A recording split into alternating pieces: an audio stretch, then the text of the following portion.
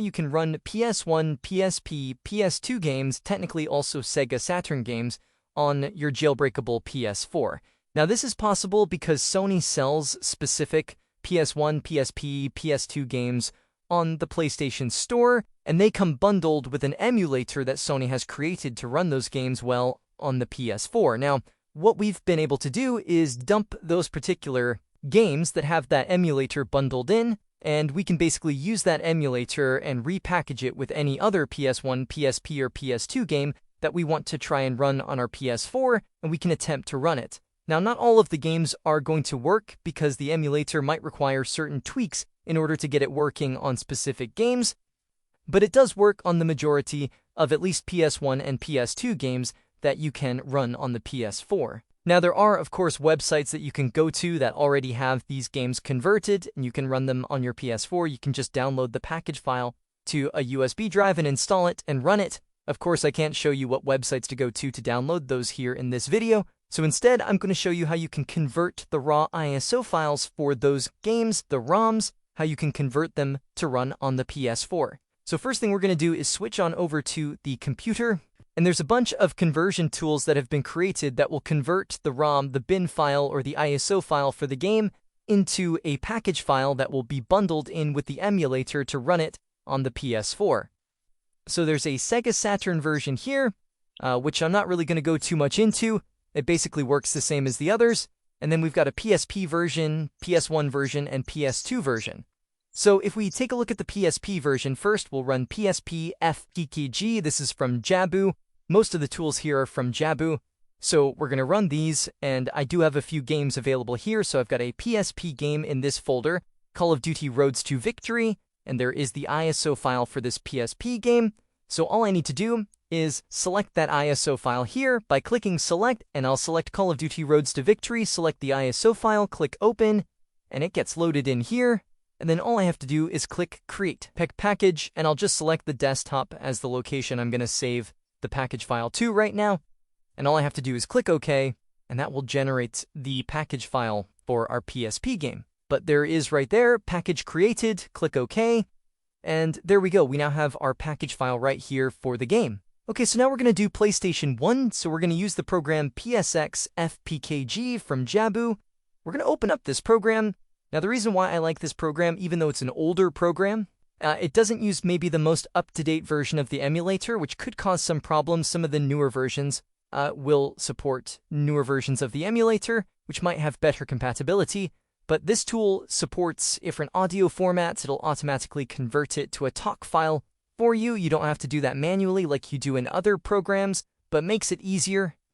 And on top of that, it also supports multi-disc games, which a lot of the other programs do not. So that is why we're going to be using this program here. So what we want to do, first of all, I've got a game. So if I go to Games, PS1, we've got Resident Evil 2. This is a multi-disc game plus a multi-track game as well. So we're going to add this in. Now, Resident Evil 2, maybe not the best example because typically you would maybe just build two package files, one for Leon, one for Clear for each disc. So just have each disc as a separate package. But you can also combine them all into one package, and you can swap them in the actual emulator itself, which is what we're going to do. So if we select Disk 1 by clicking Select, we can go to our Resident Evil 2 folder, select the first CUE file, we'll open that up, and that adds the first disk in there, and I think it's merging the bin files automatically, so that's done. And then we can increase this to 2 disks and select the next disk, which is going to be disk2.cue. And again, I think it will merge these two bin files into one, and then we should be good. So from here, we can select our icon, our Resident Evil 2 icon, and then we can create the package file. Now, you can also add additional configs. If you go to Game Config, there's a few additional options here. So some of the options, skip boot logo is on by default. That will get you into the game faster without showing you that iconic PlayStation 1 boot up animation. So, it's up to you whether you want to have that on or not. And then you've also got emulate analog sticks. So if the game did not originally support analog sticks, you can emulate the analog sticks, which will just map the D-pad to the analog sticks, so you'll be able to use them. And then you can also force 60 Hz if it is a PAL version of the game that normally runs at 50 Hz. You can force it to run at 60 Hz. And then you can also add a custom Lewis script, which can be used for enabling widescreen support or cheats. as well as the text files, which are for config files for the emulator, so you can adjust the emulator settings. So you've got a few options there. One of the issues with Resident Evil 2, for example, is that without any custom config, some of the cutscenes do not play. It just skips them. So if we go to where the converter is originally posted here on PSX Place, the discussion section in here is a great way to find configs. You can see here there's like multiple pages, 37 pages of replies, and a lot of people are posting the correct configs for specific games in the replies, so you can look through the replies, see if your game is in there, and somebody's probably posted a bunch of, details on how to enable widescreen support, how to enable cheats, maybe, how to, fix particular issues that the game has, any graphical bugs, and you'll find the same for like the PS2 version and the PSP version. You'll find a lot of good information in the replies in the discussion section, so I definitely recommend checking that out. Also, there's the PS1 Classics Emulator Compatibility list. You can go to the discussion section here, and there's a few configs that are posted. Conveniently, Resident Evil 2 is one of the ones here, so I can take this config file here, or Resident Evil 2 Remake, and I can just copy this. So this is for the USA version, which is the version I have, I think. So I can just create a new notepad document here on my computer that has that config added, and then I'll just save this to the Resident Evil 2 folder, and I'll just call this, config.txt. And there we go, that should be done, and then I can just select that config here in the program. So config.txt, I'll open that up, so it'll use those settings with the emulator so that it will fix the cutscene problem that this game has, and then I can create the fake package file. That's just an example of how you can kind of configure the emulator and customize it. You don't have to do that in a lot of cases. You can just add the ISO file, add the bin file, and generate the package, and that's it. But if you want a bit more fine-grained control over the emulator, if you want to tweak the settings, that is how you can do it. Okay, so now we have that file generated as well. We've got our fake package for Resident Evil 2. Now, in some circumstances, when you get a PS1 game, like this Crash Bandicoot version, you might only get the bin file. It might not give you the CUE file that is required. Pretty much all of these converters require you to have the .cue file in order for it to correctly build the package. So if you downloaded one that just has the bin file and not the CUE file, you can use a program like ImageBurn to create the CUE file for you. So if I open up ImageBurn on my computer, I'll leave it linked down in the description. You can go to Tools and then create a CUE file. If you select that option, you can drag and drop the bin file for the game in here, and then you can just click OK, and then output the CUE file. Click OK, and now you have generated a CUE file for that particular game, and then you should be able to use the converter now to open that CUE file and generate the fake package. So if we go to our Crash Bandicoot, pick that CUE file we generated, and then obviously I'll add the cover image in as well, and then we can create fake package, save it to our desktop, and that should be it. There we go, fake package created, and we now have our pick package version of Crash Bandicoot. So that is how you fix the issue if you don't have a CUE file with your game. Okay, so last but not least, we come to PlayStation 2. So we're going to be using PS2 FPKG again from Jabu. We're going to open this up. This is the most feature-complete version of the tools that we have so far. So with this one, we're going to select our disc. So in my case, I've got a PS2 game here, God of War 2. So I'm going to select that option and open. That gets it added in there. We'll select our icon, God of War cover icon. Is this God of War 2? Maybe it's the first God of War. I can't remember which one I downloaded. But anyway, from there, we're going to go and select our emulator. So there's two options. You can use Jack V2 or Rogue V1. I'm just going to select Jack V2 for this one. And there's multiple configs that you can select, so you can add your own custom config for the emulator or custom Lua script. And then you've got a bunch of other options in here. There's graphic settings. You can, up render. You can select 2x2 or none. Edge smoothing. So different upscaling techniques. You can also change the display mode if you want 4x3 or 16x9. You can select that. You can change the shader. You can add scan lines. And you can add widescreen patches if they're available. In this case, it looks like there are widescreen patches available, so I'll probably enable that there. And you also have remote play support, so you can select here the buttons that should be mapped on a PS Vita system while playing the game via remote play. So if you want to play via remote play, you can set that up. And then there's also the option to add a PlayStation 2 memory card if you have a save that you've been using on another emulator or on your original PS2, and you have that file, you can select it here so that you'll have access to that save file. So with that, we can go ahead and create the fake package. Once again, I'll just select the desktop and build it there. Okay, process finished, click OK, and there we go. We now have our PS2 game package built. So we've got our PSP, 2 PS1 games, and our PS2 packages all built. So all we need to do is copy those over to a USB drive, making sure that USB drive is in exFAT format, preferably. And if we go into that USB drive, we can then copy all of our generated package files for our PSP, PS1, and PS2 games, copy those over to the root of the USB. Okay, and once we have them all copied over to our USB drive, we're going to eject that USB and plug it into our PS4. Okay, so now all we need to do is head to Gold 10, Debug Settings, Package Installer, and install all of our package files here that we have generated. All right, here we go. Last one. Fully installed.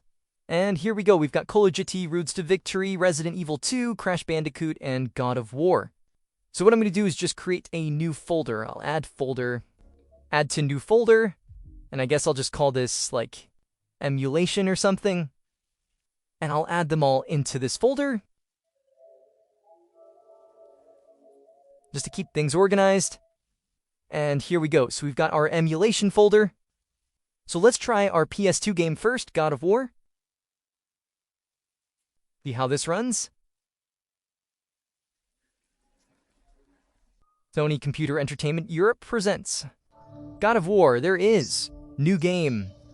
And as you can see, the game as working as expected. God of looks. We've got the cutscene playing. Looks like we're all good. Don't know if I can skip the cutscene to actually get into some gameplay. But, I mean, it looks like it's working fine. So, we'll go ahead and try the next one. So, close out of this one, and we'll load... Let's do Call of Duty Roads to Victory, a PSP game. Now, PSP compatibility is normally not the best. Press start to play. Although I think it has improved with some of the newer versions of the emulator. And yep, there we go. We've got the game loaded here. Can do new campaign, autosave disabled, whatever. Got missions. And you can see we've got the game loaded up here. So that game appears to be running as well. And now we will go and try, let's do Resident Evil 2. Our PS1 game. So we enabled the skip boot logos, so we shouldn't get the normal PlayStation 1 boot logo, which is kind of a shame because that's an iconic sound. But anyway, we're going to go ahead and press start, so it should just jump straight into the game here. This game contains scenes of explicit violence and gore, and you don't get those warnings anymore. Okay, and we get our Capcom intro. I'm pretty sure these intros don't play if you don't have the custom config, like these cutscenes. So anyway, we'll create a new game just to see if it's working. It looks like it is working. So again, this is one of those games where if you don't add a custom config, a lot of the cutscenes do get skipped, and it will just jump straight into the game. Okay, there we go. So this cutscene is actually playing. So this is one of the cutscenes that would normally be skipped if we didn't add our custom emulator config file that we found there online. So it's definitely worth checking to see if there's any configs available, if there are any particular issues with your game, and you can just add that config in and fix those issues straight away, which is handy. So we'll go ahead and skip this. So you can see we've now loaded up into the game here. I've absolutely no idea how to play this game or work the controls. So it looks like I'm screwed already, but what you can do is you can press the options button and you can actually rewind the emulator. So I can go back to the start right here quite easily. And another thing is you can go to settings. You have the option to change visual presets, so you can do like retro classic or modern. You also have video options, so you can change it to, 4:3, native resolution, square pixels, or widescreen stretched. You have a bunch of different options there. And you can also see the controls, and you can change the disc. So if you remember this particular game, we had 2 discs. I put Claire's version and Leon's version in the same package file. So if I want to switch to Claire, I can just change disk and then choose disk 2, and it will load up disk 2, and then I can load Claire's version of the game instead of Leon's. Now, I could have just created 2 separate versions of the game, one for Leon's story, one for Claire's story, which I think is the same game, right? It's just you're playing as a different character for the most part. Yep, so we're now playing as Claire. So that's how you switch between the different discs using the emulator itself, which is pretty handy, especially for games that have multiple discs where you get to a certain point in the story and it says, hey, you need to insert disc 2. You can just change disc to disc 2 and continue your playthrough, I believe. So yeah, that's basically it. And I guess I can just load up Crash Bandicoot for the last version here. And we'll see if this one's working. This is the one where we generated our own CUE file because the game did not come with a CUE file with it. So I had to generate one using ImageBurn, but despite that, you'll see that it still works just fine here. And there is Sony Computer Entertainment Crash Bandicoot. So yeah, that should pretty much do it, I think, for this video. That is how you convert your PS1, PSP, and PS2 games to run on the PS4, on a jailbreakable PS4. You can, customize things using different settings, different configs, and also there is a Sega Saturn version, which I didn't show in this video, but it's exactly the same. You just use I think it's Sega FKKG from Jabu. You use his tool, and it's the same exact process. All you have to do is just generate the package file with a Sega ROM, Sega Saturn ROM, and you'll be able to run it on the PS4 just like we're able to do with our PSP, PS1, and PS2 games. So yeah, that's it for this one. Hope you guys enjoyed it or found the information useful. If you did, please leave a like.